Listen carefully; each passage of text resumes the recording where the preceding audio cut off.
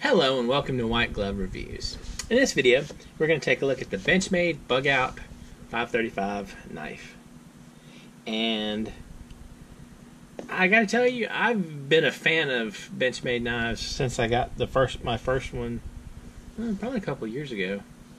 And there's a few nitpicky things I have when it comes to the Benchmades. But in general, I really like them. And Benchmades are made in America, I'm pretty sure. Yeah, made in America. I'm assuming in Oregon City, Oregon. So let's take a look at the Benchmade Bugout.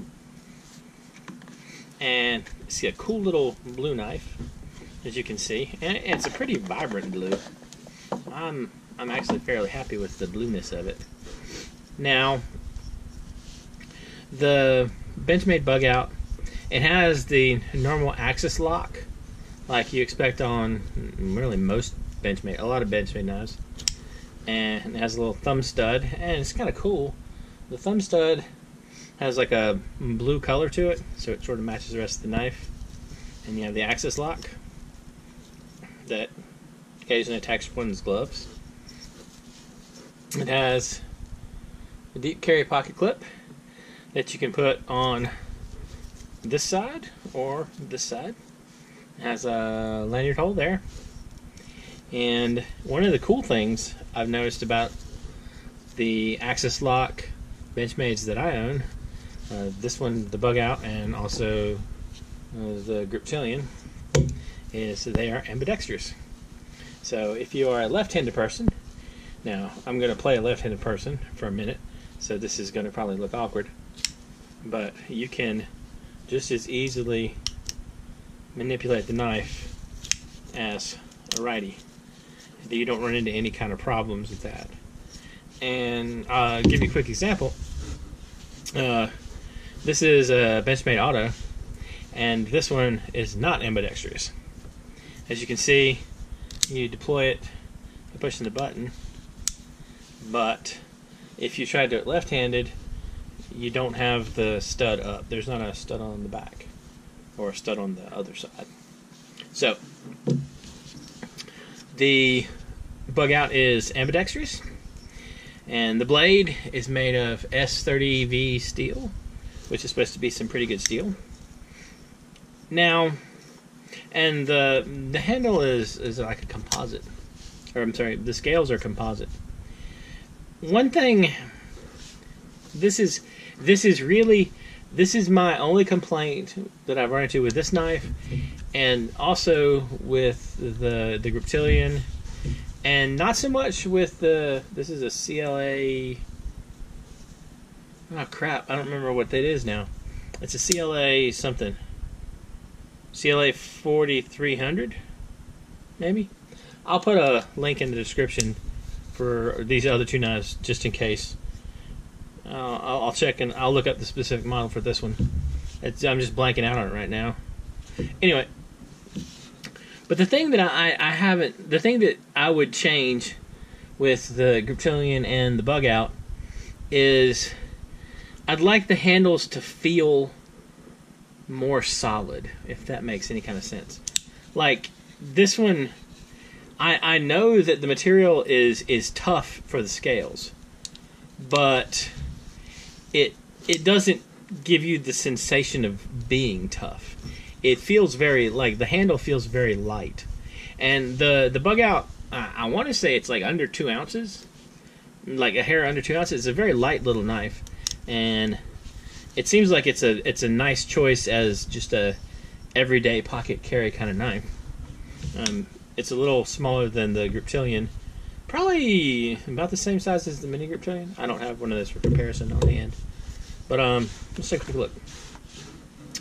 So it's about, I call it 4 1/4 inches, maybe 4 1/4 inches closed, and open. You're looking at call it 7 1/2 open, maybe. And you got about a 3-inch blade. So you have a decent sized blade, and it's kind of a neat looking blade. I like the look of it, and I really like the blue. So this is also available, I want to say, in green, I think. It's like olive, something like that. Let's check this out and see how sharp it is. So if you ever are in a situation where you're out in the wilderness, you're attacked by a wild post-it, you can... Ooh, these are nice and sharp out of the box. So, pretty sharp. I like the axis lock a lot. I like this mechanism because it gives you a lot of options for opening and closing the knife. You can use the thumb stud, and you can flip it open using that, and then you just pull down the thumb stud, and you can flick it shut. The other thing you can do, if you were so inclined, and I'm trying to do this without cutting off the tips of my gloves. It's less problem when you have fingers there. Anyway, but the other thing you can do is if you pull down the axis lock a little bit and you flick your wrist, you can open the knife that way. If you want, you can flick it open or closed. And if you end up getting one of these and it's tighter or looser than you want, if you get a little, there's a little, oh, we're going to see it right there. There's a little bit right there, and you can tighten or loosen this part. Like if you want it looser or more tight. So, like for example, with the Gripchillion, I loosened mine a little bit because I like the thought of being able to sort of just flick my wrist and not even have to use the axis lock to open it. And I don't think you can do that with this one. You can sort of do that with this one, but you need to loosen this a teeny bit more if you wanted to be able to do that easily. Anyway, what do y'all think? Is it a neat, cool knife? Something you might want? I'm starting to very much be in the camp of where you carry a single blade knife, like a knife similar to this, or, you know, one of these, or one of the many other options that you have. And you carry like a utility type knife, like a Swiss Army knife, and you carry two knives basically.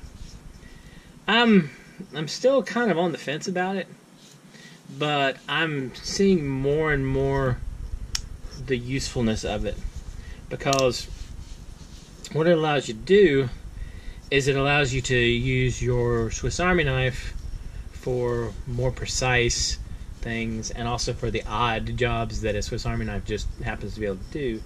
And if you need to do more serious cutting, like on a larger scale, you can use your single blade knife.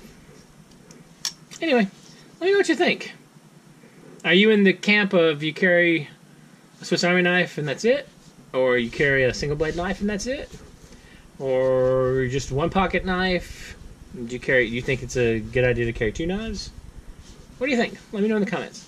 And if there are any knives or any other cool things you think I should look at, let me know down there as well. And if you have enjoyed this video, please like and subscribe. And I hope y'all have an excellent day.